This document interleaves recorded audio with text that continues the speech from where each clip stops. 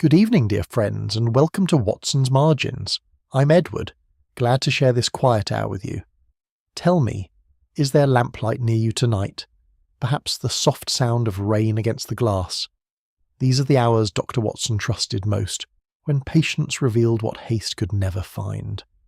Tonight we enter the chambers of justice itself, where the most dangerous deception sits quietly at a respectable desk. Do subscribe so no chapter escapes you. Now settle in, for as the careful observer of Baker Street knew, nothing hidden remains so forever to the attentive mind. Find us also on Spotify, Watson's Margins. The link is in the description below. Chapter 1, The Esteemed Chambers of Justice. There are mornings in Baker Street when the very quality of the light seems to conspire with one's mood, casting a grey and contemplative hue across the familiar disorder of our sitting room, and lending to the most ordinary of hours a suggestion of things unsettled. Such was the character of that Tuesday in early November, when Mr. Alistair Penford arrived at our door, and when the case which I have since come to regard as among the most singular of all my association with Sherlock Holmes was first placed before us. I had breakfasted early and alone, Holmes having not yet emerged from his bedroom, where he had retreated the previous evening in one of those silences that warned against disturbance. A violin case lay open upon the settee, and papers covered in his cramped annotations were spread across the deal table with a studied disregard for order. I had settled into my armchair with the morning edition of the Times and was reading, without particular attention, an account of parliamentary proceedings, when Mrs. Hudson appeared at the door with that particular expression she reserved for visitors she found simultaneously respectable and distressed. "A Mr. Penford, Doctor," said she. "He has asked specifically for Mr. Holmes, but he appears to be in some considerable agitation, and I thought you might wish to know before I sent him up." I set aside my paper and told her to show the gentleman in, calculating that Holmes, wherever his thoughts presently wandered, would surface soon enough once he heard a new voice in the room below. Mr. Alistair Penford was a man of perhaps 60 years, upright in his bearing and immaculate in his dress. He wore a dark frock coat of good quality cloth, and his grey whiskers were trimmed with the precision of a man who has spent a lifetime in the company of documents requiring exactitude. His face was long and grave, his eyes of a pale, steady blue that suggested both intelligence and probity in equal measure. Yet for all his evident composure under ordinary circumstances, the composure that now attended him was plainly an effort. He held his hat in both hands, and his fingers worked at the brim in small, unconscious rotations that told me everything about the state of his nerves. "Dr. Watson," said he, accepting the chair I indicated, "I must apologize for presenting myself without prior communication. I had intended to write, but I found, upon reflection, that the nature of the matter is such that I could not easily commit it to paper. You will understand my meaning when I have spoken." "Mr. Holmes will join us shortly," I assured him. "In the meantime, perhaps you would be good enough to tell me something of your business, and how we may be of service." He drew a breath that appeared to steady him. "I am," said he, "a senior clerk of the Central Criminal Registry, an institution which I have served for 31 years. It is a position I hold with some pride, Doctor, and I do not make that statement from vanity. The registry is the custodial body responsible for the official documentation of criminal proceedings in this city, and above all for the witness ledgers, in which the recorded testimonies of witnesses in high-profile trials are maintained for posterity and legal reference. The integrity of those ledgers is, one may say, the integrity of justice itself." He paused, and the fingers tightened upon the brim of his hat. "3 days ago," he continued, "in the course of a routine audit preparatory to the annual inspection, I identified a series of entries within one of our primary ledgers that cannot be reconciled with any proceedings I am able to trace. They are not mere anomalies of clerical practice, sir. They are testimonies attributed to witnesses, to cases, to dates, for which no corresponding records exist in our companion registers, and in one instance, for which the witness himself denies any involvement whatsoever."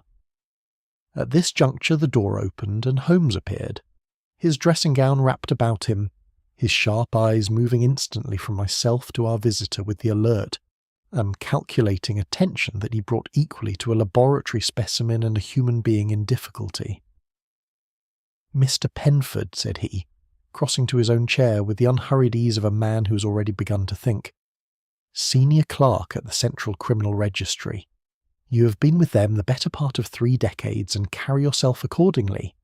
The callus on your right middle finger is the mark of a man who has written extensively over many years, and the ink faint on your left cuff speaks of a recent and agitated morning at your desk before you thought better of remaining there.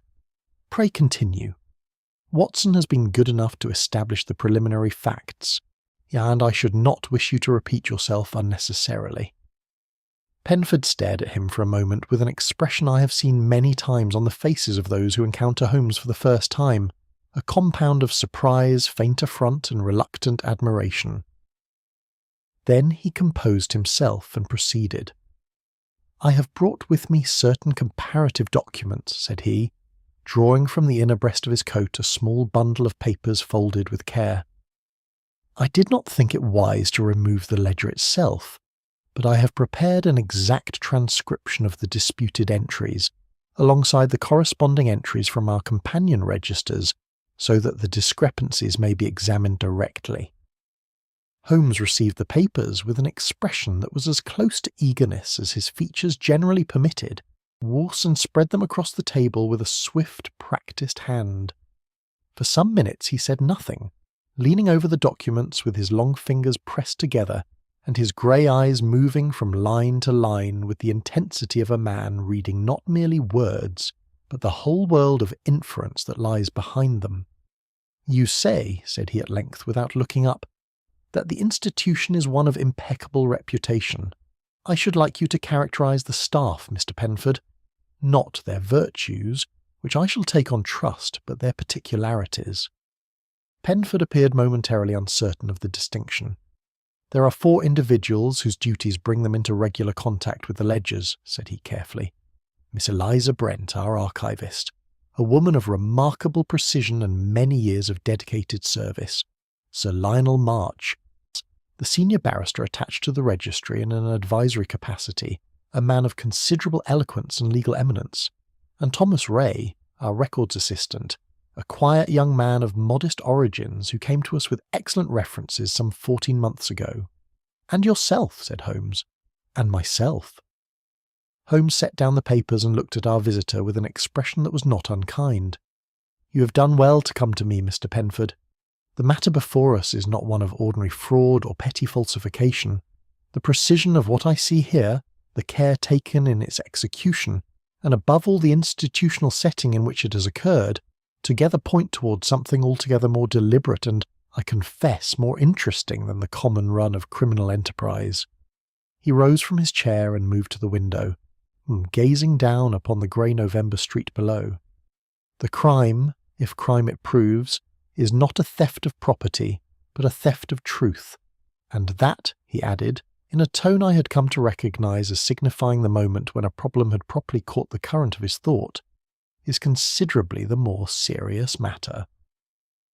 I studied our client as Holmes spoke, and observed the relief that moved across those steady features, the relief of a man who has carried a burden in isolation and has at last found shoulders equal to sharing it. He had come to the right address, of that much I was entirely certain. "We shall visit the registry tomorrow morning," said Holmes, turning from the window. "You will ensure that access to the ledger room is available to us, and that the relevant parties are present. Mention nothing of the nature of our interest. Say merely that a colleague has recommended a specialist in archival irregularities. Watson, you will accompany me, of course." It was not a question. It never was. Chapter 2. A Ledger Without Fault. The Central Criminal Registry occupied the upper 2 floors of a solid Georgian building in the neighbourhood of Chancery Lane, its stone facade blackened by decades of London soot, yet possessed of a dignity that seemed to resist the ordinary indignities of the city. A brass plate beside the entrance, polished to a severity that bordered on the devotional, bore the institution's full title in letters that admitted no abbreviation. As Holmes and I climbed the broad staircase on that Wednesday morning, our footsteps absorbed by a runner of dark carpeting, I was struck by the quality of silence that prevailed. It was not the silence of emptiness, but of deliberate order, of a place that had arranged itself against the intrusion of the careless or the loud. Mr. Penford met us at the head of the stairs. He had recovered some portion of his customary composure, though I noticed the same faint tension about the eyes that had characterized him the previous morning. He had prepared the ground as Holmes instructed, and the explanation of our presence, whatever form it had taken, appeared to have been received without particular alarm. He led us through a corridor lined with shelving units bearing bound volumes of uniform dimension, each labelled in a careful hand, into a room of moderate size at the building's rear. It was here that the 4 principal members of the registry's working staff were assembled. Miss Eliza Brent rose from her desk as we entered. She was a woman of perhaps 45 years, of medium height and quiet authority, dressed in a dark grey walking suit of professional severity. Her hair was arranged without vanity, and she wore small spectacles of a gold wire frame which she adjusted with a small habitual gesture as she acknowledged our introduction. She regarded Holmes with the measured attention of someone accustomed to assessing documents rather than persons, then offered her hand with a composure so complete it might have been mistaken for indifference.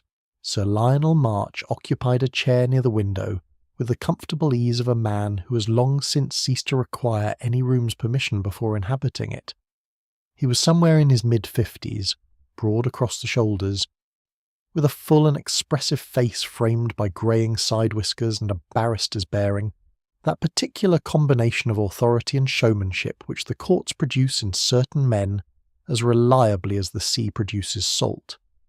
He greeted Holmes with a warmth that was both genuine in its way and faintly performative, the warmth of a man who understands its social utility. Thomas Ray stood near the back of the room with his hands clasped before him, and I thought at once of a man waiting to be called upon rather than one who considers himself already present. He was young, not more than 7 or 8 and 20, with a thin, fine-featured face and close-cut dark hair. His suit was of better cloth than one might expect from a records assistant, a detail my eye caught and filed without then knowing what weight to assign it. Moreover, the ledger itself occupied the centre of a long table that had been cleared for the purpose. It was a substantial volume, bound in dark calfskin with the year impressed upon its spine in gilt, and it lay open at the pages which Penford had indicated in his transcription. Holmes crossed to it without ceremony and bent over the pages for some moments before speaking. "Has anyone," he said, addressing the room at large without raising his head, "opened this volume since Mr. Penford requested it be set aside?" There was a general murmur of negation. Miss Brent added quietly but precisely that she had herself placed it upon the table that morning and could confirm it had not been disturbed. Holmes straightened and looked at her. "You are the primary custodian of the ledger room." "I am responsible for its administration." "Yes," she said. "And the entries themselves, over the period in question, who would have had occasion to make additions or corrections?" "Any qualified member of staff," said Sir Lionel pleasantly from his chair. "The system of record is distributed rather than centralised, Mr. Holmes. We have long found that a single point of entry creates bottlenecks in proceedings." "Indeed," said Holmes, and returned to the ledger. I moved to a position from which I could observe both Holmes and the room simultaneously, a habit I had formed over many years of accompanying him, for the reactions of those present were often as instructive as the evidence itself. Ray stood very still. Miss Brent watched Holmes with what I took to be professional interest. Sir Lionel had produced a small pocket-book from his coat and appeared to be reviewing its contents, though I noticed that his eyes moved upward rather more frequently than genuine absorption in the book would require. Holmes spent a full quarter-hour with the ledger, during which time he produced his lens and examined several pages in close succession, moved between entries with a method I recognised as deliberately unsystematic in its appearance, and entirely systematic in its intention, and at one point asked Penford to bring him the companion register, corresponding to the 2nd week of September. When this was produced, he laid the 2 volumes side by side and studied them in silence.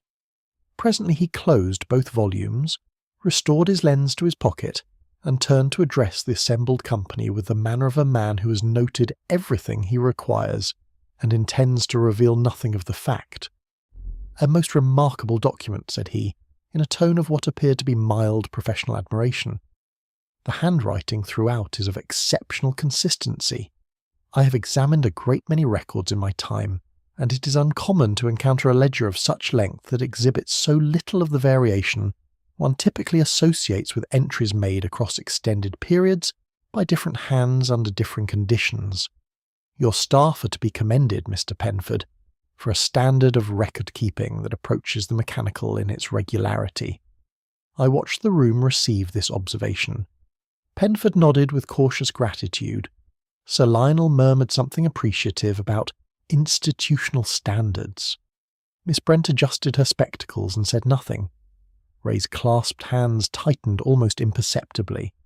What Holmes did not say, and what he explained to me that evening in Baker Street, was considerably more significant than what he had chosen to offer the room. "The ledger is extraordinary, Watson, and not in the manner that would gratify Mr. Penford," said he, settling into his chair with his pipe and the concentrated stillness that accompanied his most deliberate analyses. "Ink from a consistent batch applied across entries that should, by their dates, span a period of 11 weeks. You will be aware that ink from a single bottle, used with moderate frequency, is expended within 3 weeks at the outside. These entries were not made progressively. They were composed in a single concerted effort and distributed across the pages to create the illusion of accumulation over time. Then the falsification was planned well in advance," I said. "It was planned with considerable sophistication," said Holmes. "But there is more. The handwriting styles across the disputed entries purport to represent 4 distinct authors.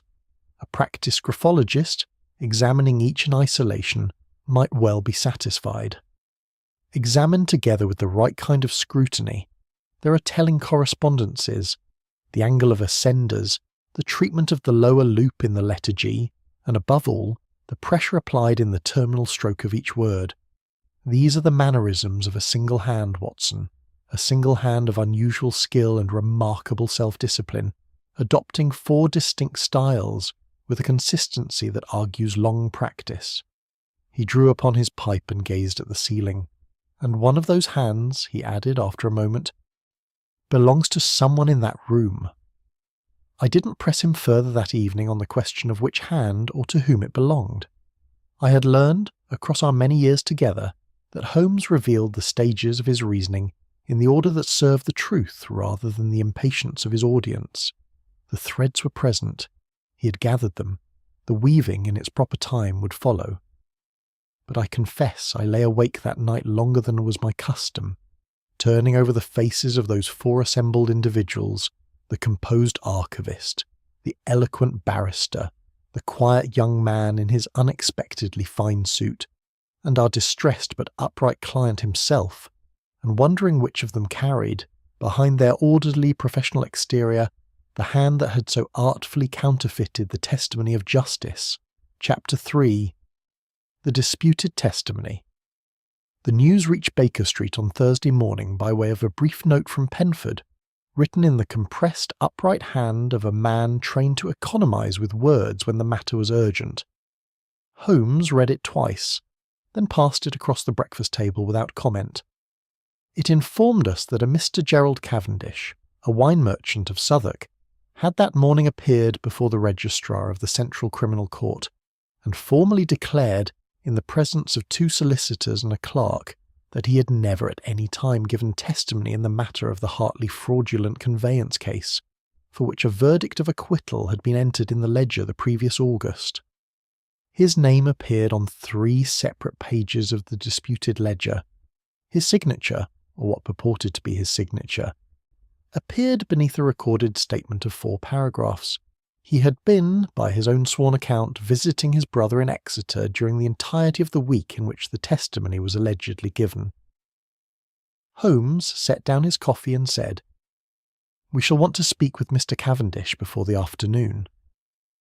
We found the wine merchant at his premises off the Borough High Street, a compact man of 50 with the cautious, deliberate manner of someone who has spent a lifetime calculating the difference between a good contract and a bad one. He received us in a back office that smelled pleasantly of sawdust and cork, and he told his story with the flatness of someone who had already told it twice that morning and found it no less bewildering in the repetition. He had read of the Hartley case in the papers, he explained, and thought nothing of it until a colleague remarked, in passing, that his name had been mentioned in connection with the proceedings. Curious, he had made inquiries. The ledger entry, when it was eventually shown to him in transcription, had struck him as a document composed by someone who had gathered the broad facts of his personal and professional circumstances and assembled them into a plausible testimony without any direct acquaintance with the man himself. The phrasing, he said, leaning forward over his desk with an expression of troubled exactitude, was not how I speak, Mr. Holmes. I am a plain man. Whoever wrote those words was not plain. There is a sentence in the 3rd paragraph. I have it here, I wrote it down, which reads as follows. He consulted a folded paper. The applicant's representations were consistent, in my considered estimation, with the practices of a man of integrity and commercial prudence. Now I ask you, sir, would a wine merchant say, in my considered estimation? I should say, as far as I could tell, or it seemed honest enough to me. There is something of the lawyer in that sentence that does not sit comfortably in my mouth.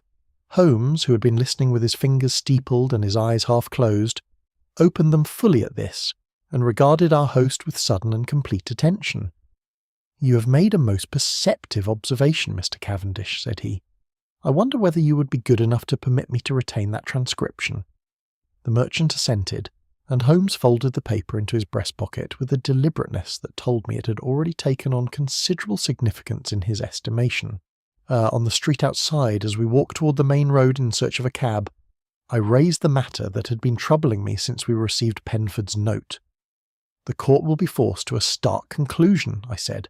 "Either Cavendish is lying, or the ledger entry is a fabrication. And given that Cavendish provides a witness to his presence in Exeter, the weight of probability must fall upon the latter." "The court," said Holmes, "will be pulled in exactly that direction by the evidence, and it will be correct to be so pulled. But the weight of public and institutional instinct, Watson, will resist the conclusion for as long as it possibly can.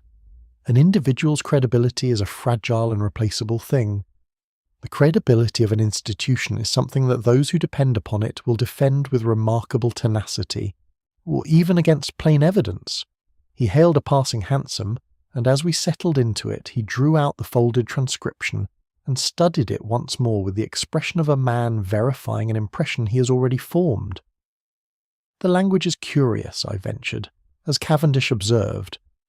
"It is more than curious, it is diagnostic. Consider, Watson. A competent forger constructing a false testimony must decide between two approaches. The first is to write in the plainest possible register, avoiding any stylistic signature that might attract attention. The second, which betrays the more literary temperament, is to write what feels to the author like convincing testimony, which is to say, testimony that reflects the author's own notion of how such a document ought to sound." Holmes refolded the paper. This testimony was written by someone with a strong instinct for dramatic verisimilitude. It reads less like a genuine deposition, and more like a skilled rendering of one. The language is correct in structure but heightened in register.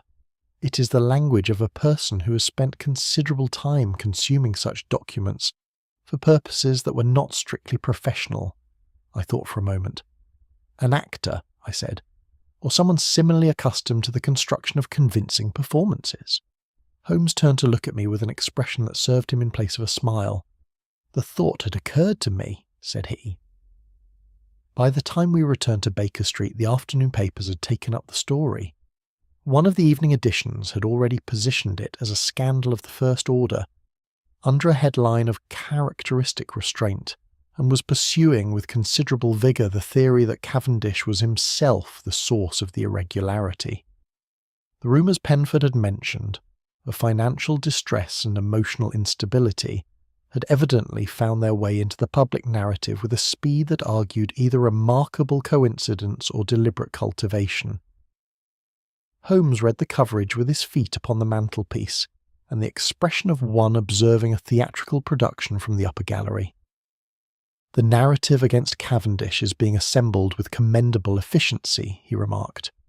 "Note the specific detail about his recent commercial difficulties. That is not the sort of information a journalist gathers in an afternoon without assistance. You suggest it was planted.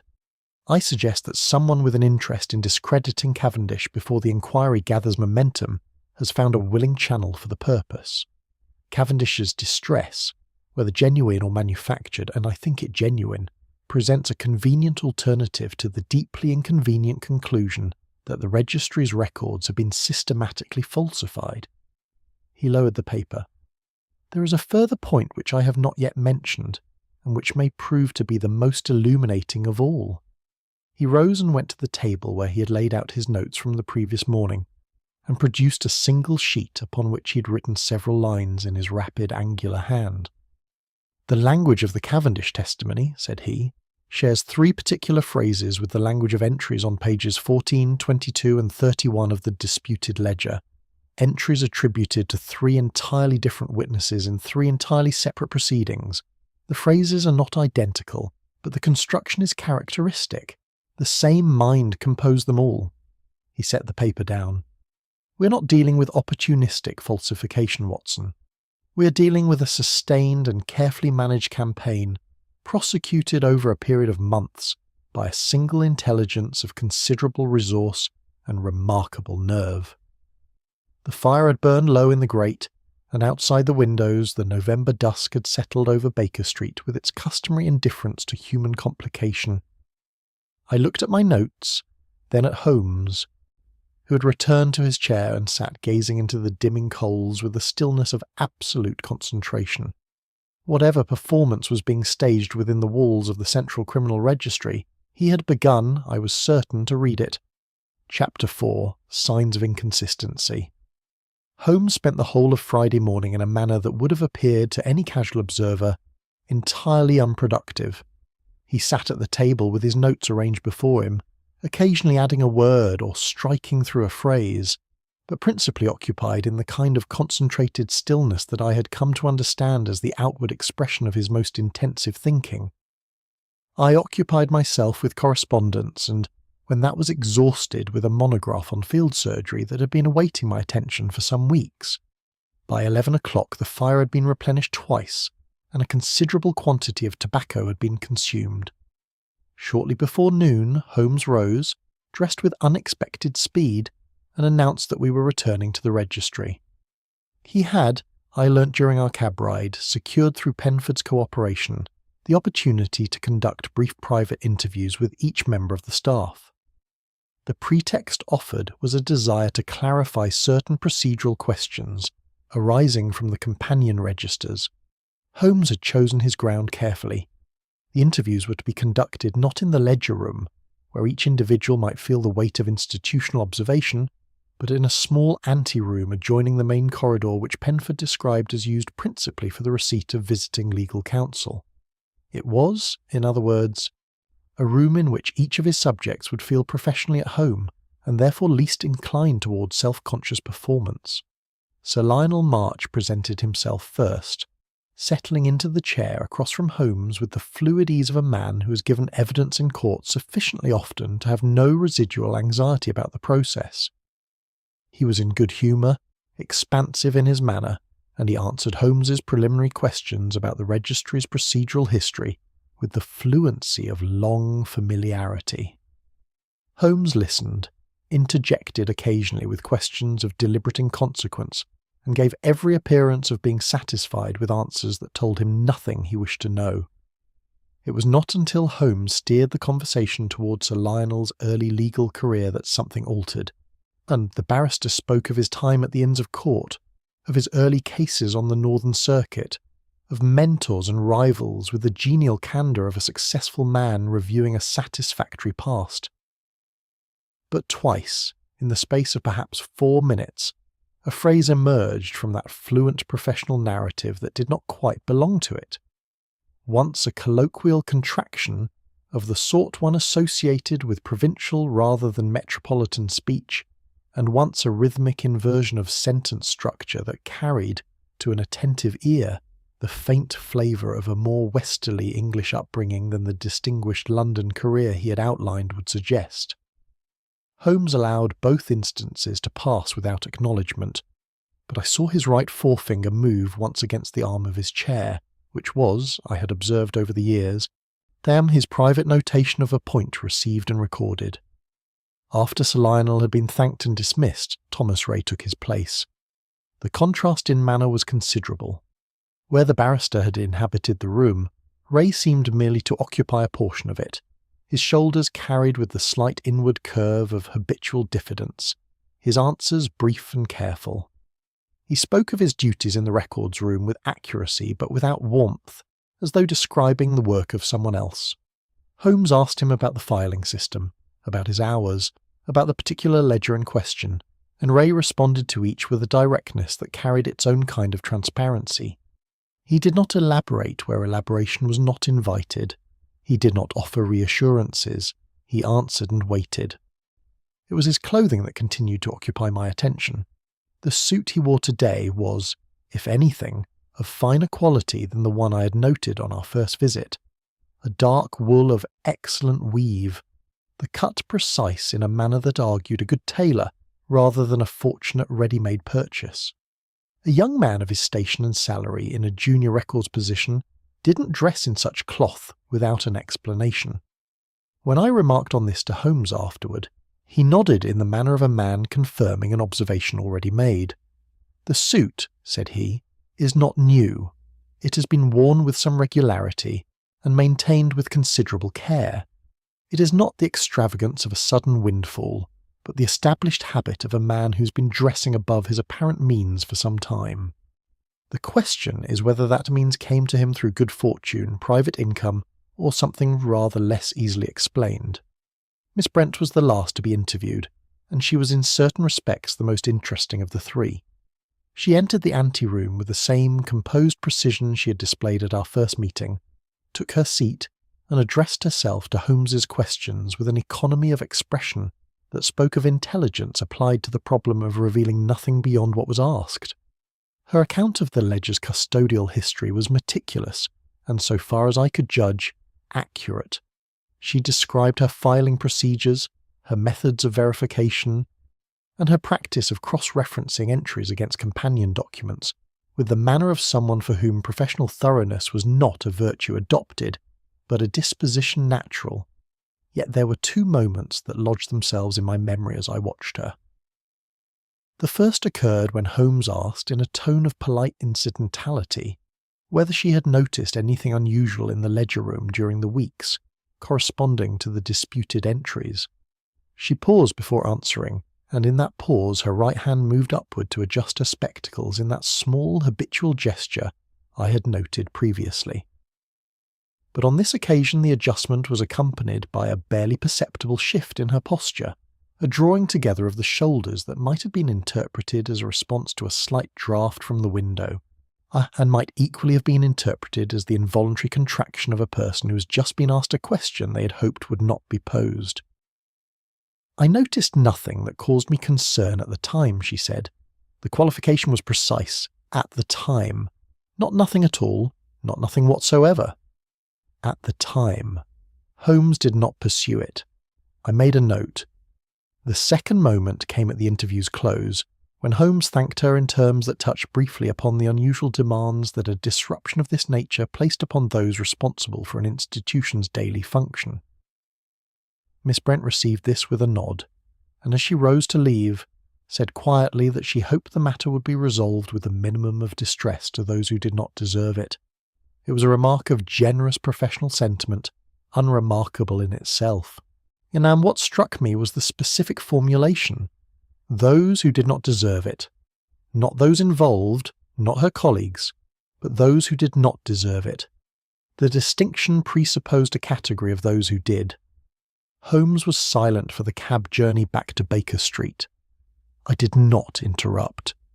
He sat with his hat low and his arms folded, looking out at the wet November streets with the expression of a man fitting pieces of a mechanism together in his mind, testing the tolerances, listening for the click of correct alignment. Over a late luncheon he spoke at last, though not of the interviews directly. "Consider the performance of competence," said he, helping himself to bread with an abstracted air.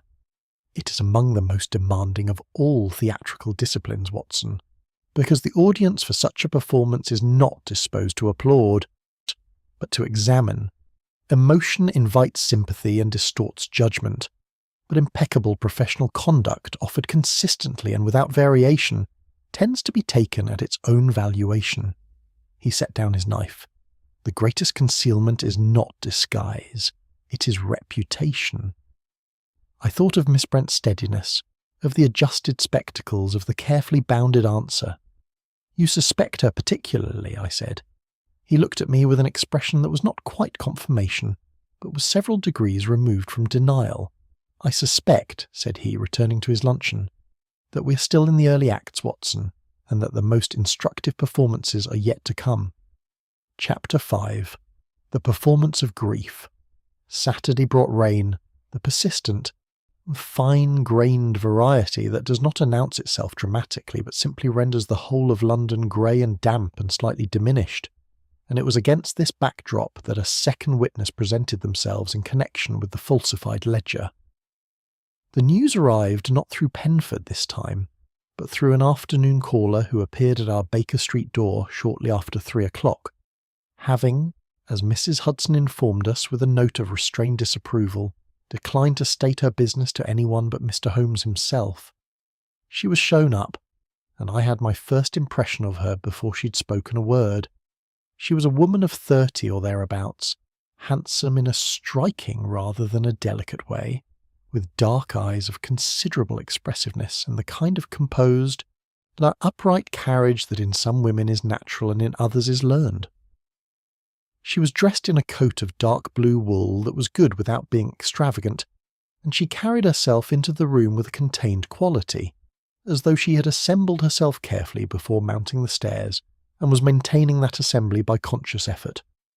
Her eyes were reddened at the rims in the manner that follows prolonged weeping, or its approximation, and when she sat down she pressed her gloved hands together in her lap with a tension that corresponded, or was intended to correspond, to suppressed emotion. Her name, she told us, was Mrs. Dorothea Fane. She was, or had been, a bookkeeper employed by a firm of solicitors in Holborn whose name appeared in connection with one of the disputed proceedings in the registry ledger. Her own name appeared beside a recorded testimony, in which she had purportedly confirmed certain financial particulars relevant to the case. The testimony was false. She had given no such statement.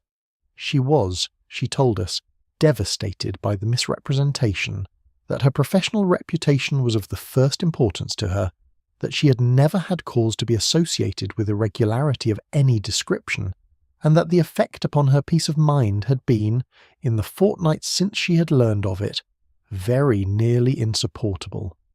Throughout this account she maintained a steady, low-pitched voice that broke at two specific points, with what I, as a medical man accustomed to observing the physical signatures of genuine distress, noted were remarkably well-placed hesitations. The reddening of her eyes was consistent with recent weeping. Her hands, pressed together in her lap, were still. It was this last detail that first gave me pause. In my experience, genuine agitation produces an involuntary restlessness of the extremities that is very difficult to simulate and very difficult to suppress. Mrs. Fane's hands were quite motionless. The performance above them, in the face and voice, was creditable. The hands had not been fully recruited to the part. Holmes listened to her account without interrupting, which was itself, I reflected, a form of attention. When she had finished, he sat for a moment in a silence that appeared receptive and was, I suspected, analytical. "Mrs. Fane," he said, "how did you come to learn that your name appeared in the ledger?" She had been informed by a colleague, she said, who had seen the transcription published in connection with the ongoing inquiry. "And this was a fortnight ago, you say? Yet you have come to me only today. What prompted the delay? A brief pause. I was uncertain, she said, whether it was my place to become involved. I am a private person, Mr. Holmes. The prospect of public attention in connection with a legal irregularity is not one I would seek willingly. Naturally, said Holmes, with a warmth that was its own form of precision. And yet here you are. Something decided you. I read, she said after a moment, of the suggestion that Mr. Cavendish may have been responsible for the false entries, that a man's reputation should be destroyed by an act for which he bears no culpability seemed to me insupportable, where I could not remain silent while another suffered unjustly. It was well done. The shift from personal grievance to civic conscience was accomplished with fluency, and the feeling with which it was delivered carried the sound of conviction.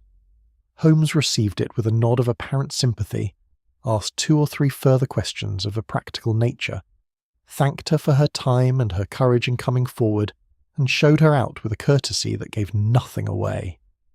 When the door had closed and her footsteps had descended the stair, he returned to his chair, took up his pipe and sat for a long moment without speaking. The rain continued against the windows. From the street below came the muffled sound of a cab passing over wet cobblestones. "Well," said I at length. "The grief," said Holmes without preamble, "was performed with admirable technique, yet lacking in spontaneity." He touched a match to his pipe.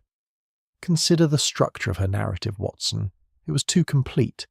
Genuine distress tends to produce account that is fragmentary, digressive, that circles back upon itself and stumbles over detail. Mrs. Fane's account proceeded from introduction to circumstance to emotional consequence to civic resolution, with a coherence that argued prior rehearsal. The hesitations were placed where hesitations would be expected, not where the memory of an actual experience would naturally produce them. "The hands," I said. He looked at me approvingly. "Precisely so. A detail you observed correctly. She was managing an emotion she did not feel, rather than feeling an emotion she could not manage. The distinction is a fundamental one." He drew upon his pipe. "There is also the question of motive for her appearance today.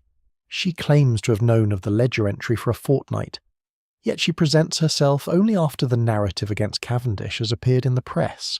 If her purpose was simply to clear her own name, a fortnight's delay argues either unusual timidity or, more interestingly, prior coordination." "You think she was sent?" I said. "I think," said Holmes carefully, "that she was deployed. Whether she understands the full dimensions of the enterprise in which she is participating is another question.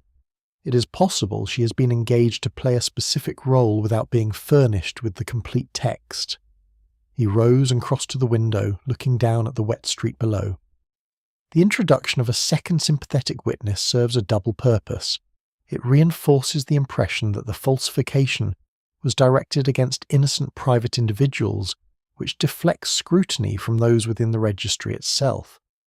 And it creates the possibility of a narrative in which the victims of the falsification are persons of ordinary life, rather than the institutional machinery that produced it."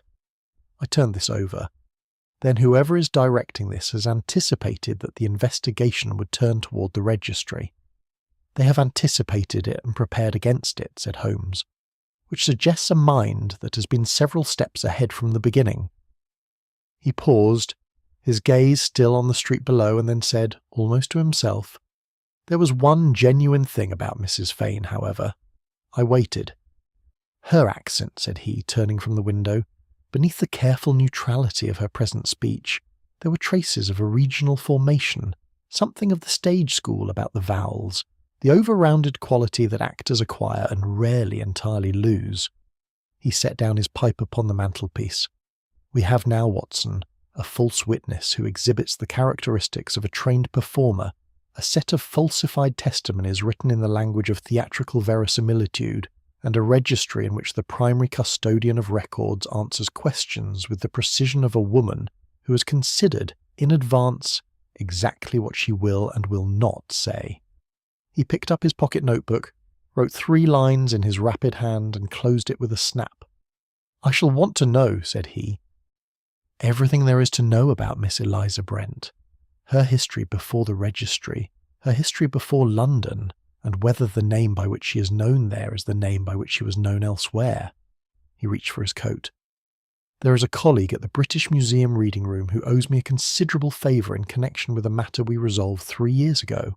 I expect to be home by 9. Leave the lamp burning, Watson, and do not wait dinner. He was gone before I could frame a reply, and I sat alone in the lamplight with the rain on the windows and the feeling, familiar from long experience, of standing at the edge of something whose full dimensions were not yet visible, but were becoming, with each passing hour, considerably clearer. Chapter 6. Ink and Identity. Holmes returned at 9:30. Not by 9 as he had predicted, which told me the inquiry at the reading room had produced more than he had anticipated, or rather, precisely what he had anticipated, but in greater abundance. He came in wet about the shoulders, refused supper with a wave of his hand, and went directly to the chemical corner of the room, where he had laid out during the preceding days a modest apparatus of the kind he assembled when a question required empirical rather than inferential resolution. I had learned not to interrupt him in such moments. I set aside my book, replenished the fire, and waited. He worked for the better part of an hour. There was the careful handling of pipettes, the brief sharp smell of something acidic, and twice the particular silence that meant he was examining something through the lens with a concentration that precluded speech. I occupied myself with reviewing my notes from the earlier chapters of the investigation, tracing the threads he'd identified and considering where each led. By the time he finally set down his instruments and came to sit in his chair, the clock on the mantelpiece stood at 20 minutes past 10. "The ink," he said, without preliminary, accepting the cup of coffee I had kept warm for him, "has confirmed what I suspected from the visual examination on Wednesday. I have subjected samples from 6 separate pages of the disputed ledger to a comparative analysis against 3 commercial ink preparations currently available in London. The formula is consistent throughout, a single batch of a preparation sold by a stationer in Holborn, whose client records, should one take the trouble to consult them, would very likely prove instructive. The entries span, by their inscribed dates, 11 weeks. The ink tells a different story. The oxidization pattern, the viscosity of the dried medium, and the absence of variation in chemical composition collectively indicate that the entries were made within a period of no more than 2 weeks, and possibly considerably less.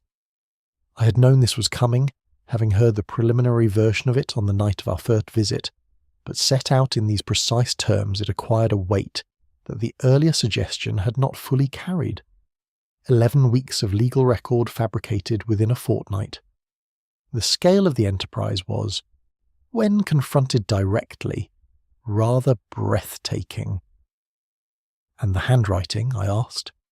Holmes set down his coffee and reached for a folder of papers that lay on the table at his elbow. He drew from it 2 sheets side by side and turned them to face me. Each bore a column of signatures, 7 on the left and 5 on the right.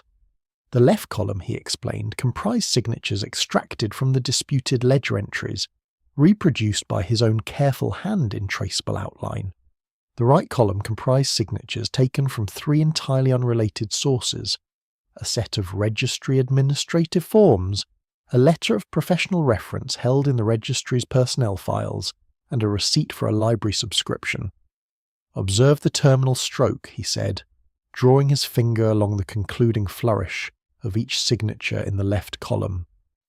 Different names, different intended authors, different ostensible stylistic registers, yet the stroke by which each signature concludes describes, in every instance, a curve that rises slightly before returning to the baseline, with the pen lifting at a consistent angle. The variation between them falls entirely within the range of deliberate disguise, which is to say, within the range a skilled practitioner would introduce intentionally to prevent superficial comparison. But the underlying habit persists. He moved his finger to the right column. The same terminal stroke appears here in documents attributed to Eliza Brent in her own professional capacity, and made, by their dates over a period of 3 years. Not identical to those in the ledger, no reasonable person would expect that, but bearing the same structural signature beneath the surface variation. The pen pressure, the angle of departure, and above all the characteristic elevation before the final return. One hand, Watson, across every disputed entry in that ledger, and the same hand on the legitimate documents of the woman who keeps it. He returned the papers to the folder with the careful movement of a man replacing evidence he expects to produce again under more formal circumstances. "Now," said he, with a slight change in tone that signalled the transition from the empirical to the biographical, "let me tell you what an afternoon in the reading room has added to our picture." He had gone, as he had indicated, to consult a colleague with access to theatrical records and the associated press archives of the preceding 20 years. The name Eliza Brent had produced nothing of significance, but Holmes, working from the combination of the stage school vowels he had identified in Mrs. Fane's speech, the theatrical quality of the falsified testimonies, and a further detail he had not yet shared with me, had broadened his search to encompass actresses of the previous decade who had been associated with the London stage and whose careers had ended under circumstances of some notoriety. He'd found, among several candidates, one who answered to a conjunction of details that he described as too precise to be coincidental. "A Miss Eleanor Voss," said he, who appeared in a supporting capacity in productions at 3 London theatres between the years of 1881 and 1889, and who was, by the theatrical press of the period, was noted particularly for her facility with character work. Not the ingenue or the leading lady, but the character actress of unusual range, the woman capable of rendering half a dozen distinct personalities with sufficient conviction to deceive an audience night after night. He paused. In 1889 she was dismissed from her final engagement under circumstances described in the contemporary press with the euphemisms that journalists of the period employed when the actual facts were either legally sensitive or professionally ruinous. She disappeared from the theatrical record entirely. No subsequent notices, no further engagements, no record of her in the membership rolls of the professional associations. "And she reappears," I said, 4 years later, as Eliza Brent. The registry's own personnel files record that Miss Brent joined the institution in 1893, presenting references from a provincial archive in Gloucester. I have not yet been able to examine those references directly, but I shall be considerably surprised if they do not bear, upon close examination, the same terminal pen stroke we have been discussing. He rose and moved to the mantelpiece, standing with his back to the fire. "There is one further matter." He produced from his coat pocket a small card, which he set upon the table facing me. It was a theatre programme, old and slightly foxed, open to its interior page. Among the listed cast of a production of a now-forgotten melodrama at the Strand Theatre, one name was circled in Holmes's pencil, Miss E. Voss, in the role of Mrs. Hartley. I stared at it for a moment before the significance registered. "Hartley," I said, "the fraudulent conveyance case, the very case in which Cavendish's false testimony appeared. The case that bears the name of a character she once played upon the stage," said Holmes quietly. Whether that was a private jest, a deliberate signature, or simply the unconscious surfacing of an available name, I cannot say with certainty.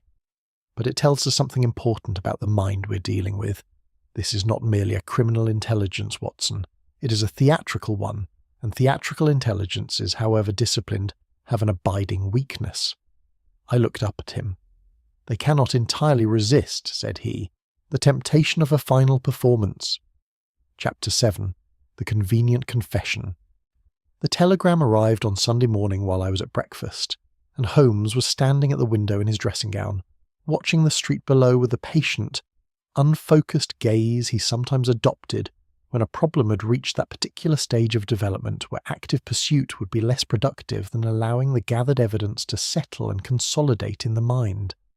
It was from Lestrade, characteristically terse, and it informed us that Thomas Ray had been apprehended the previous evening at Victoria Station in the act of purchasing a ticket for the Continental boat train, that he had been conveyed to Scotland Yard, and that in the course of a prolonged interview conducted that morning he had made a full confession to the alteration of the registry ledger.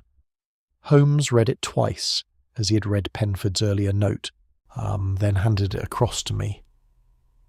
His expression was not that of a man receiving a satisfying resolution. It was the expression of a man who has been offered an answer that is both plausible and wrong. We went to Scotland Yard by 11.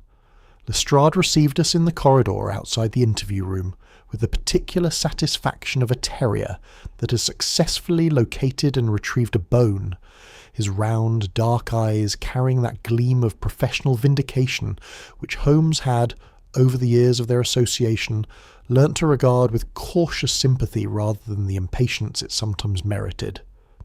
"Neat enough, I think you'll find, Mr. Holmes," said he, leading us toward his office.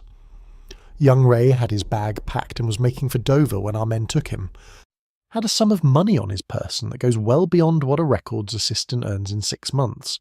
He's admitted taking payment from an outside party to alter selected entries in the ledger, claims he doesn't know who engaged him, that the instructions and payments came by letter and by a go-between he can only describe in general terms, and that the letters were subsequently destroyed at the go-between's instruction. "He names no one within the registry," said Holmes. Lestrade's satisfaction dimmed fractionally. "He says the go-between was not from the registry. And the alterations themselves, how does he describe having made them? Gained access after hours on 3 occasions. Had a key to the ledger room that he doesn't account for satisfactorily. Made the changes with inks he'd sourced himself." Holmes said nothing to this, and his silence had a quality that Lestrade, to his credit, recognised after a moment as something other than assent. "You're not satisfied," said the inspector, with the resigned air of a man who has reached his destination only to be informed that the destination has moved. "May we see him?" Ray was brought to us in a small room of whitewashed walls and a single high window, through which the grey November sky was barely visible. He looked, if anything, younger than I remembered from the registry, as though the overnight removal of professional context had stripped away the last of whatever composure his position there had lent him. He was pale, and his eyes carried the specific exhaustion of a man who has made a decision that has cost him considerably, and is no longer entirely certain he chose correctly. Holmes took the chair across from him and regarded him for a long moment without speaking. When he did speak, it was not with the interrogatory manner I might have expected, but with something quieter and, I thought, deliberately personal. "You're not a dishonest man by inclination, Mr. Ray," said Holmes. "That much is apparent. The difficulty in which you find yourself is not the difficulty of a man whose character inclines toward deception, but of a man who was manoeuvred into a position from which the available exits appeared limited." He paused. "I should like you to tell me, not about the alterations themselves, but about how the arrangement first came to be proposed to you, and by whom." Ray looked at him with an expression that combined wariness with something that might have been a very guarded relief. The relief of a man who has been asked a question he can answer honestly after a night of questions he could not. He had been approached, he said, approximately 8 months previously. The approach had come in the form of a conversation that had appeared, at its outset, to be entirely routine, a discussion of professional procedure that had gradually, over several subsequent conversations, disclosed its actual character. The person who had initiated the approach had been careful and patient, had made the enterprise appear limited in scope and consequence, had represented the specific alterations required as corrections to genuine errors rather than fabrications from whole cloth, and had made it sufficiently plain that Ray's continued comfort and employment at the registry would be better assured by cooperation than by refusal. "This person," said Holmes, "man or woman?" "A woman," said Ray, and then stopped. "Go on." "She was not," said Ray slowly, picking through his words with the care of someone crossing uncertain ice. "Always the same woman. Or rather, she was, I believe now, the same woman, but she presented herself differently on different occasions. Different hair, different dress, different manner of speaking. On the first occasion she was quite plain and businesslike. On the second she appeared older, more severe. On the third, she reminded me of someone's maiden aunt. He paused. It was not until recently that I understood they were the same person. Holmes sat very still. What made you understand it? Ray looked down at his hands on the table. A gesture, he said. The way she adjusted her spectacles. The third time and the first time. She wore spectacles, different frames, but the gesture was the same, precisely the same. He raised his eyes. I recognized it because I had seen it every day for 14 months, in the ledger room, without connecting it to anything beyond the habit of a colleague. Holmes rose from the chair with an unhurried composure that concealed, I suspected, the precise satisfaction of a hypothesis confirmed in terms more direct than he had anticipated. Outside in the corridor, Lestrade looked between us with the expression of a man recalculating a sum that has just produced an unexpected result. Ray is telling the truth, said Holmes, in the essentials, but his confession, shaped as it is, serves a function beyond the expression of guilt. It presents the matter as the act of a suborned junior employee in contact with an unidentified external party. It keeps the directing intelligence precisely where it has always been, close and invisible. He took his hat from the stand at the corridor's end. The case against Ray is real, Inspector, but it is the frame, not the painting. The painting is Miss Eliza Brent, who is not Miss Eliza Brent, and who has used Thomas Ray as a pair of hands when her own could not safely appear, and who will, if we do not act with some care, find a means to emerge from this business as the one member of the registry whose conduct has been entirely above suspicion. Lestrade was silent for a moment. You have proof of this? I have evidence that I am in the process of assembling into proof, said Holmes. I should be grateful if Mr. Ray were kept here and not charged formally until I have had 48 hours. The announcement that he has confessed may stand. Indeed, I would prefer it. Let it be known through the usual channels that the investigation is resolved. Let Miss Brent and whoever else is involved believe the storm has passed. He turned toward the door with the decisive step of a man who has cleared sufficient ground to see the final approach. And then, said he, almost as an afterthought, we shall give the lady one last stage to perform upon. I followed him out into the cold Sunday air of the embankment, where the Thames moved grey and indifferent below us, and the city carried on its business with the vast, comfortable ignorance that surrounds at all times the small, precise dramas of deceit and detection that play out within it. Chapter 8. The Silent Architect. The 48 hours that followed Ray's confession were, outwardly at least, among the quietest of the entire investigation. Holmes sent no telegrams, paid no visits, and received only one caller, a thin young man I did not recognise who stayed no more than 10 minutes, and departed with a sealed envelope that Holmes had prepared in advance of his arrival. The morning papers ran with the story of Ray's apprehension, in terms that satisfied the public appetite for resolution, and Lestrade, whatever his private reservations, had cooperated with Holmes's instruction, sufficiently to ensure that the announcement carried no suggestion of any remaining thread. Holmes spent much of Monday at his chemical table, though not, I noticed, engaged in any active analysis. He had the appearance of a man keeping his hands occupied while his mind attended to something else entirely. By Tuesday morning he had reached whatever internal conclusion the intervening silence had been constructing, and he came to breakfast with the brisk, contained energy that I associated with the final approach to a problem's resolution. "We're going to the registry this morning," said he, helping himself to toast with the abstracted efficiency of someone whose attention is already elsewhere. "You will accompany me. We shall not inform Penford in advance, and we shall arrive shortly after the building opens, before the full staff has settled into the morning's routine." He offered no further elaboration, and I asked for none. The registry building, when we reached it at 9:15, wore its customary air of institutional gravity. The brass plate had been polished since our last visit. The staircase was empty at that hour, and the corridor above it carried the particular hush of a workplace in the interval between arrival and industry. Holmes moved through it with the unhurried directness of a man who knows where he's going and has considered the approach from several angles. He paused at the door of the ledger room and listened for a moment.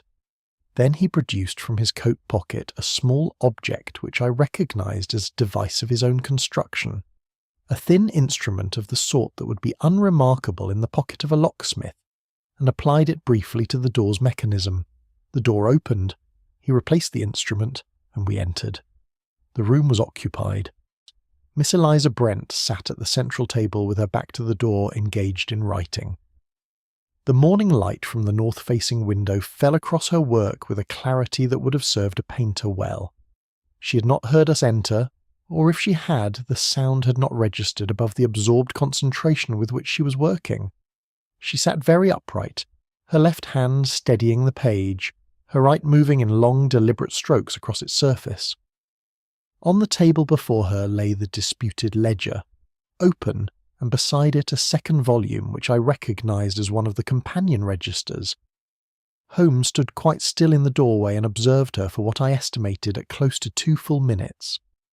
I stood beside him and observed what he observed, though I confess that it was only later, when he explained the significance of what we had witnessed, that I understood the full weight of it. She wrote for perhaps another 30 seconds before some instinct caused her to stop. She did not turn immediately.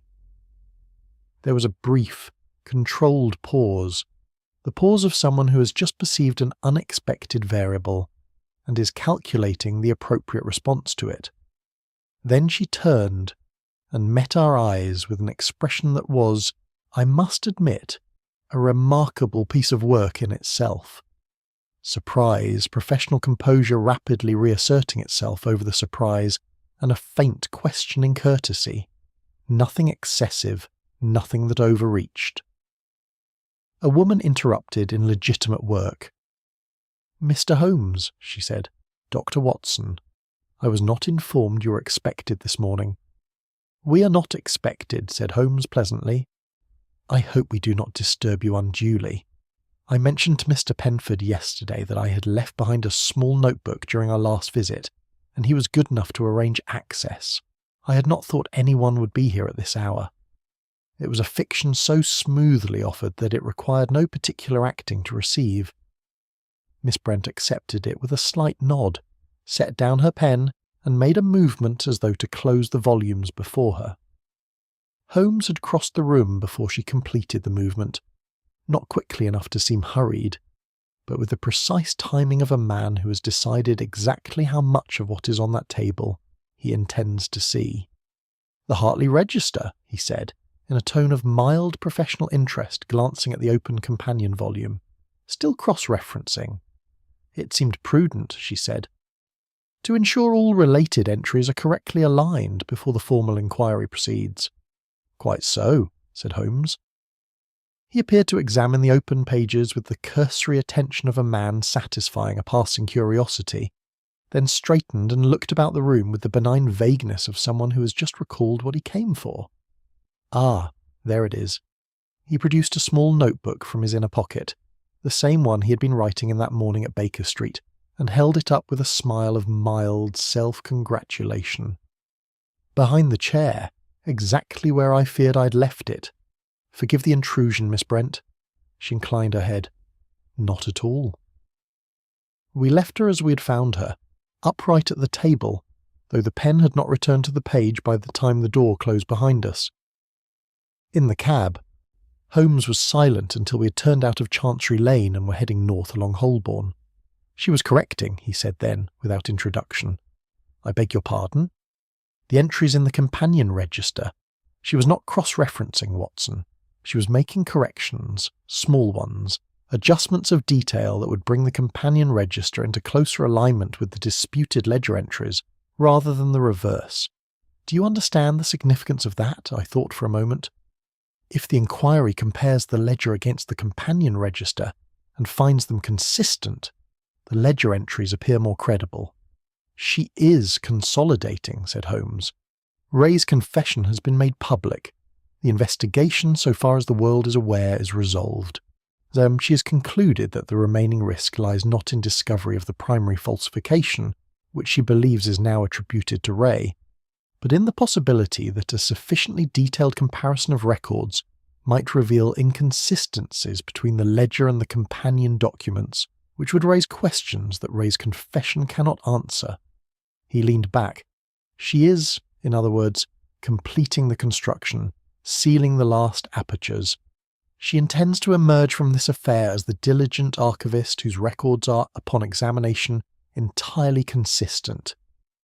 And the posture, I said, recalling something in the set of her shoulders as she sat at the table, the way she held herself while writing. Holmes turned to look at me with an alertness that suggested the observation was not without value. She sat, I said, trying to articulate what had lodged in my memory without my immediately knowing why, in a manner very similar to the way Thomas Ray stood in that same room on our first visit, the inward carriage of the shoulders, the particular angle of the head, not identical, but belonging to the same vocabulary of posture. Holmes regarded me for a moment with an expression that was as near to warm as his features habitually permitted.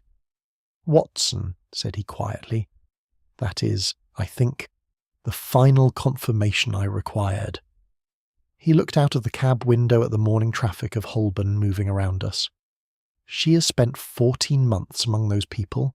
She has studied them, inhabited their mannerisms, borrowed their physical habits as readily as an actor borrows a coat from the wardrobe. The body, unlike the voice, he does not always know when the performance has ended." He folded his hands in his lap. "Tomorrow we will assemble them, all of them, and we will give this particular performance its final curtain." Chapter 9. The Unmasking. Holmes had arranged everything with the quiet precision of a man setting a clock. By Wednesday morning he had communicated with Penford, with Lestrade, and through channels he did not specify, with Sir Lionel March. The gathering was framed as a concluding consultation in connection with the formal inquiry, necessitated by certain procedural questions arising from Ray's confession that required clarification from those with direct knowledge of the ledger room's administration. It was the kind of summons that no professional person, in an institution already under scrutiny, could reasonably decline without inviting the very suspicion they might wish to avoid. They were assembled in the registry's principal meeting room at 10:30. Penford at the head of the table, with the careful composure of a man who's been informed enough to be steady but not enough to be certain. Sir Lionel March in his customary chair by the window, this morning less expansive than usual, his broad face carrying a watchfulness that had displaced the barrister's habitual ease, and Miss Eliza Brent seated to Penford's left, her hands folded before her on the table with the stillness I had noted at our very first meeting and had since come to read rather differently. Lestrade stood near the door with the patient alertness of a man who has been told that his moment will come and has learned, through long association with Holmes, that the instruction is reliable. Holmes stood at the room's far end, his back to the window, his hands loosely clasped behind him. He waited until the small adjustments of arrival had settled, the arrangement of chairs, the exchange of brief professional courtesies, the collective assumption of readiness. Then he spoke, and his voice carried in that room with the unhurried authority of a man who has nothing to prove and everything to explain. "I am grateful to you all for attending at short notice," he began. "I shall endeavour to be as direct as the matter permits, which is to say, considerably more direct than the matter itself has been over the course of the preceding weeks." He paused, and in that pause I watched the room. Penford's hands were still. Sir Lionel had ceased his barely perceptible movement of crossing and uncrossing his ankles beneath the table, a habit I had not consciously noted until its cessation made itself felt. Miss Brent's eyes were on Holmes with the focused attention of a woman prepared for what is coming, and equally prepared to receive it without visible concession. "The falsification of the witness ledger," Holmes continued, "was not the work of Thomas Ray, though Ray bears a portion of culpability for his participation. Ray was engaged as an instrument of access, a man with the physical means to enter the ledger room after hours and to provide materials when required. The intelligence behind the enterprise and the hand that executed the greater part of it belongs to another person in this room. He allowed this to settle without hurrying it. "I should like to speak briefly about the name Eleanor Voss," said he. The room did not change in any obvious particular. Sir Lionel's expression remained attentive. Penford blinked once. Miss Brent's folded hands on the table neither tightened nor shifted by so much as a degree. Only someone watching with the specific intention of measuring her response against the responses of the others would have noticed that she did not blink at all. Miss Eleanor Voss, Holmes continued, was a character actress of considerable talent who appeared on the London stage between 1881 and 1889, noted by contemporaries for a facility with impersonation that extended well beyond the usual range of her profession. She was capable of inhabiting not merely the superficial characteristics of a role, but the underlying physical and vocal grammar of a distinct personality. In 1889, she left the stage under circumstances that closed that chapter of her professional life entirely. In 1893, she presented herself at the Central Criminal Registry as Miss Eliza Brent, archivist, furnished with references from a provincial institution whose records are, upon examination, almost entirely her own composition. He moved from the window and came to stand at the table's end. Over the 14 months of her tenure here, she applied to the construction of a falsified legal record the same discipline that had served her upon the stage. She studied her colleagues, absorbed their mannerisms, learnt the physical vocabulary of each so thoroughly that the borrowings became in time nearly indistinguishable from original habits. She wrote the disputed entries in the ledger not consecutively, but in a single sustained period, using a consistent ink batch and 4 distinct simulated hands, each convincing in isolation, and each, under combined analysis, traceable to the same source. She engaged Ray through a patient campaign of incremental obligation that ended in coercion. She deployed a second false witness in the form of a Mrs. Dorothea Fane, a woman of the same theatrical background whose stage school vowels she was careful not to reproduce in her own speech. And when Ray's confession appeared to resolve the matter, she returned here alone, early in the morning, to make corrections to the companion register, consolidating the fabrication so thoroughly that a subsequent official inquiry would find the records mutually corroborating. Sir Lionel had set both his hands flat upon the table. Penford was very still. Lestrade by the door had straightened. Holmes looked at Miss Brent. "I should also observe," he said with a quietness that had nothing gentle in it, "that the Hartley case, the proceeding whose false record first came to light, bears the name of a character you yourself played at the Strand Theatre in the autumn of 1886. Whether that was an error of sentiment or a small private signature, I cannot say. It was, however, the detail that first suggested to me that the author of the falsifications was someone for whom the work carried a personal and not merely a financial meaning. Miss Brent, Siasto, or the woman who had called herself Miss Brent, sat for a moment in a silence that had a different quality from all the silences that had preceded it in that room. The composed professional stillness was present still, but beneath it, visible now to anyone who looked with the right kind of attention, was something else. The particular stillness of a person who has come to the end of a very long performance, and has not yet decided what comes after. When she spoke, her voice had changed. Not dramatically, not in any way that would have been perceptible to someone who had known her only as Miss Brent. But to my ear, sharpened by weeks of attention to precisely this question, the careful metropolitan neutrality of her habitual speech had given way to something older, something that carried in its vowels the trace of a formation that no subsequent discipline had quite erased. "You have been thorough, Mr. Holmes," she said. It was not a concession so much as a recognition. "The verdicts," Holmes replied. "That is what I require you to speak to. The trials whose outcomes were manipulated. The parties on whose behalf the manipulation was conducted." And there, at last, the composure altered. Not collapsed, nothing so dramatic as that, but altered, in the manner of a structure that has been maintained against the weather for a very long time, and has reached, on a particular morning, the precise limit of that maintenance. She looked at Holmes for a long moment, then at the table, and then at no one and nothing in particular. She began to speak. She spoke for nearly 20 minutes, and I shall not reproduce her full account here, partly because its legal particulars are complex and partly because certain names she provided remain at this writing the subject of proceedings not yet concluded. The essential facts were these. She had been engaged, following her departure from the stage and a period of considerable hardship, by a party whose interest in controlling specific legal verdicts was substantial, whose means were considerable, and whose identity she had been furnished with only to the degree that made the enterprise possible to conduct.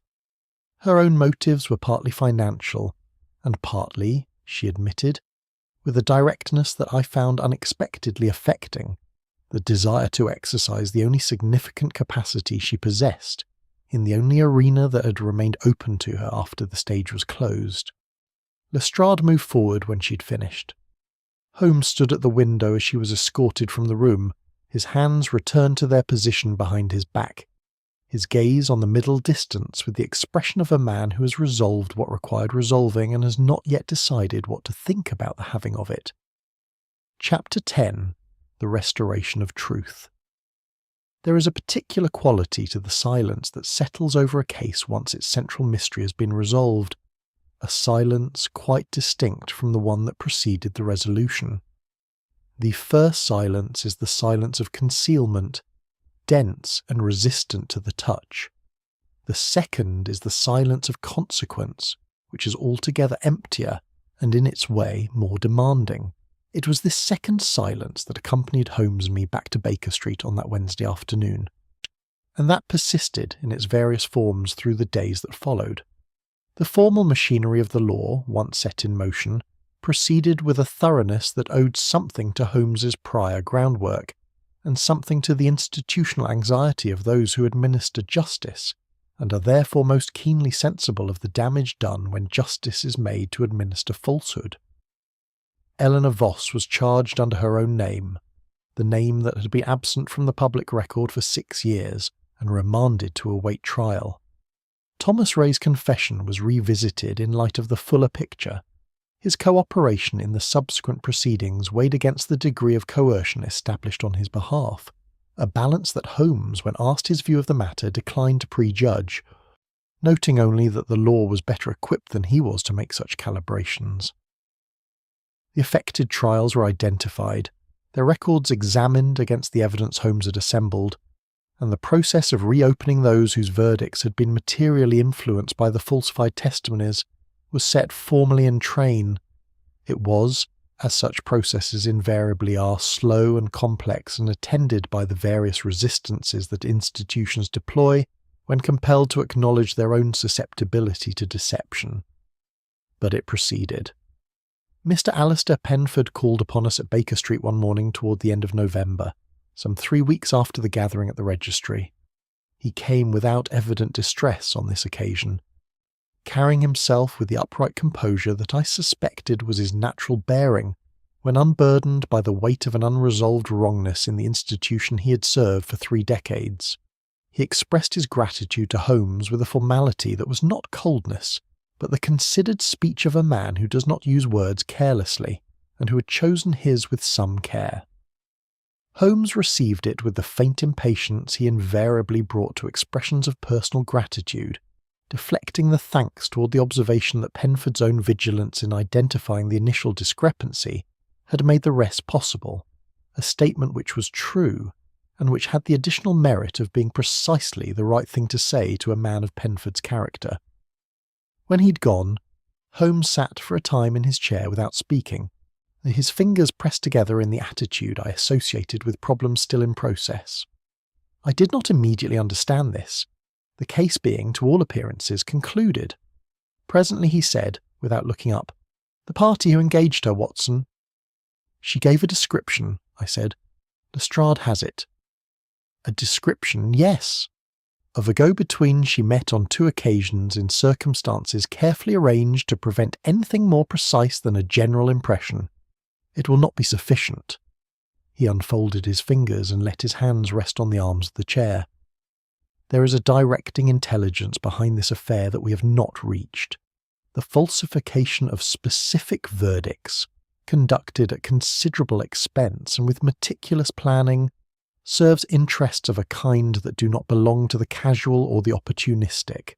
He is someone of means and legal sophistication required outcomes, and found an unusual instrument to obtain them. Then the matter is not entirely closed, I said. The chapter visible to the public is closed, said Holmes. The chapter beneath it is another question. He was quiet for a moment. It is a question for another time, and very possibly another case. I have left certain inquiries in progress that may, in due course, produce something more tangible. For the present, the branch has been severed. The root remains. He reached for his pipe with the air of a man consciously setting one thing aside in order to attend to the present, a discipline I had observed in him often and admired without ever entirely acquiring myself. It was on a subsequent evening, a Friday as I recall, with the fire well established and the autumn dark pressed close against the windows, that Holmes spoke at greater length about the case than he had done since its resolution.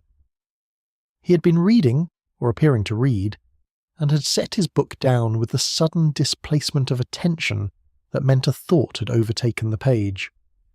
The most instructive element, said he, was not the forgery itself, which was technically accomplished, but not without precedent in the literature of the subject.